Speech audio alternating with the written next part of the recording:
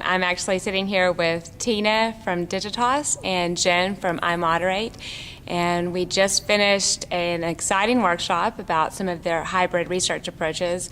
So I'd love for you guys, if you don't mind, just to tell me a little bit of some of the highlights that you had during the workshop.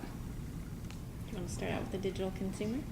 Right, so we spent a little bit of time going over some trends that we keep track of at Digitas, how people are becoming more and more empowered through the use of different online technologies, that they no longer, marketers no longer own the communication channel, that people own it, and they can talk to each other and really evaluate for themselves what marketers are saying. And it's really changed the way that we talk to the marketplace, but also the way we have to go about finding insights.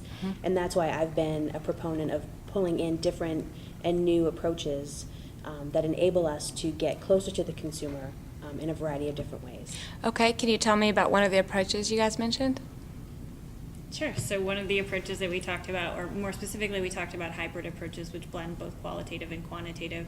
We talked about incorporating chats, which is what our company iModerate specializes in, talking about communities as well and leveraging those to have the respondents be able to interact in a variety of different ways to collect the data, and then also in a more group format where they have the ability to switch between quantitative and qualitative. Okay, when would a client want to use one of these type of approaches?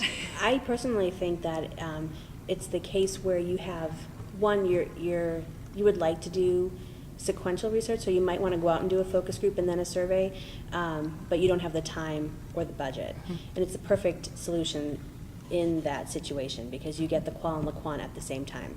I think it's also appropriate when you have, you need to know the whys behind your closed-ended question. So why did people prefer something over something else, or why did people react a particular way to something that you're testing?